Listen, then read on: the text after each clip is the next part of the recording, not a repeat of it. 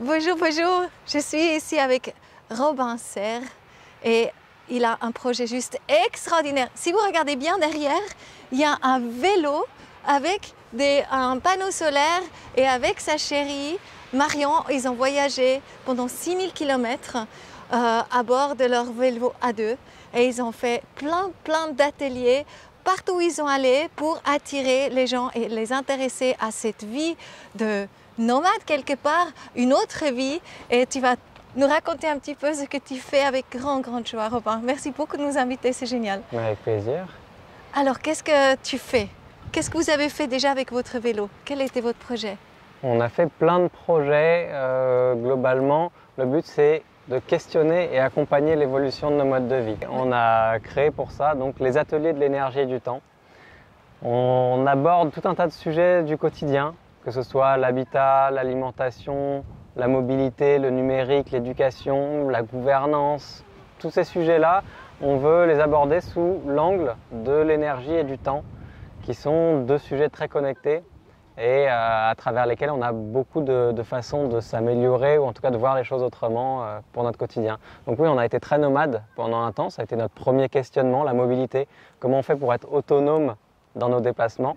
Donc a fortiori, on a été nomade, mais le but c'est de réussir à ne pas l'être et de toucher le quotidien d'un maximum de gens à travers nos ateliers. Notre rayon d'action, c'est le Lot-et-Garonne, le département. Merveilleux. Et vous vivez dans une tiny house, c'est Oui. génial. Et vous avez construit la tiny house ici.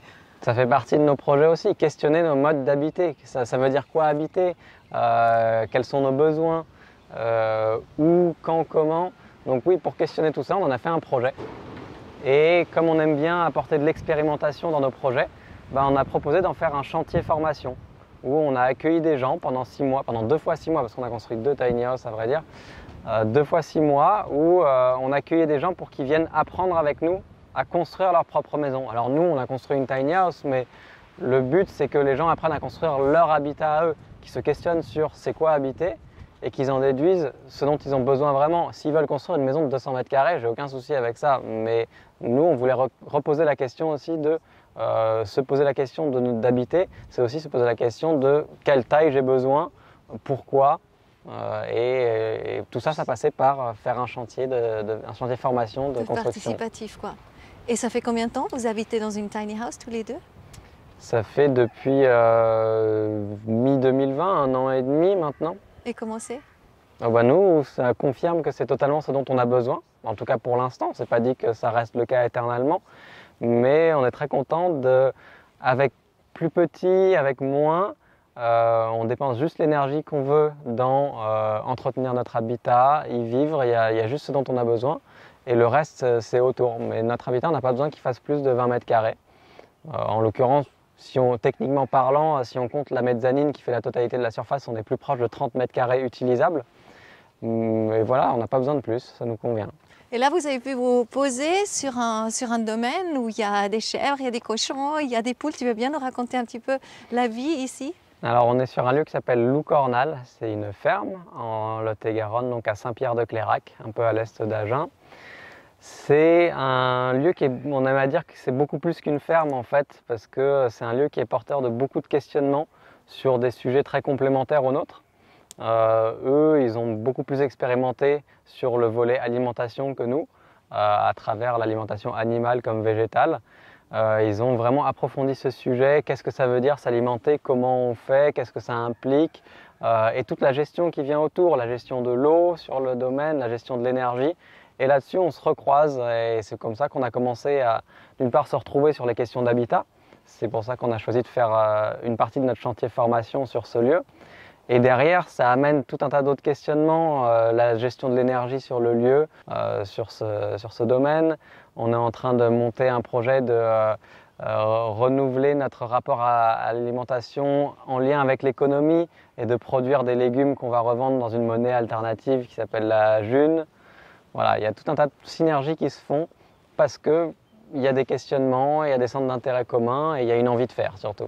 Donc vous êtes totalement dans l'air du temps, on peut dire, avec votre projet, parce que ça intéresse tellement de gens. Aussi la monnaie libre, etc. Puis aussi dans le solaire, en fait. Quelle est ton expérimentation avec ces panneaux solaires et comment ça marchait? Est-ce que ça a toujours fonctionné? Est-ce que c'est vraiment la solution, tu penses aussi, ces panneaux solaires? Alors nous, on n'est jamais porteur de la solution, c'est ça. Il n'y a jamais qu'une seule solution. Mais en l'occurrence, si on veut être autonome en énergie avec un moyen de transport, il y a difficilement autre chose que le solaire. Ça vient avec son lot de contraintes. Certes, ça nous permet d'être autonome en énergie, mais avec tout un tas de contraintes, en l'occurrence en termes de distance, en termes de vitesse. Et on voulait expérimenter ça, savoir ce que ça représente exactement. Ok, être autonome en énergie, certes, c'est un bel objectif en soi. Qu'est-ce que ça implique comme contrainte de vitesse, de temps, de capacité de transport aussi, en poids, quel matériel on peut transporter ou pas. Donc on a vécu ça, on l'a expérimenté, c'est intéressant.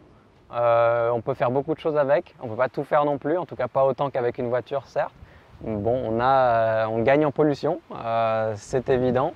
On gagne en connaissance. Légèreté en général, je pense. En connaissance de qu'est-ce que ça veut dire gérer son énergie, produire son énergie, être autonome avec, quels sacrifices ça implique, les accepter ou pas des fois. Mais c'est intéressant, ça apporte quoi qu'il arrive. Et je pense que ça doit être incroyable la rencontre que vous avez avec les gens, non?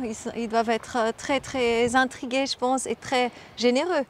Il y a beaucoup de... Oui, les gens sont très curieux de ce que ça implique, de là à être en capacité de faire le pas eux-mêmes, ou en tout cas ils ne vont pas faire les mêmes pas que nous, mais on essaye de les accompagner au maximum pour définir avec eux quels pas ils seront prêts à faire. Est-ce qu'eux, ils vont plus vouloir faire un pas sur tel autre sujet que nous on maîtrise plus ou moins, et en tout cas on est partisan d'accompagner les gens à faire des choses, quoi que ce soit, dès lors qu'on a envie de faire quelque chose pour améliorer l'état du monde, pour aller vers plus de maîtrise de notre impact environnemental, c'est l'essentiel.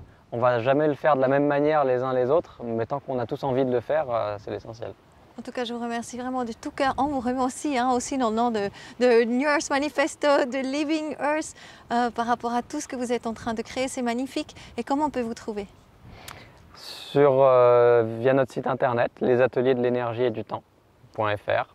D'accord. On y trouve les ateliers qu'on peut faire, les projets qu'on mène, qui sont d'une part, on va proposer des ateliers plutôt clés en main qu'on peut reproduire ou en tout cas adapter à d'autres contextes. D'autre part, on va avoir le volet nos projets qui sont des trucs de plus grande envergure sur plus long terme où on travaille avec tout un tas d'autres structures, que ce soit des associations, des entreprises, des collectivités, où on fait grandir nos interrogations et nos expérimentations sur tout un tas de sujets. Encore une fois, on essaye de toucher au quotidien, la mobilité, l'habitat, l'alimentation, l'économie, le numérique, tous ces sujets-là, et de mettre en place des trucs. Et ça vous rend joyeux? Ah oui, clairement, ça de toute évidence. Un grand merci à toi. Merci Merci Robin. également. Merci Robin.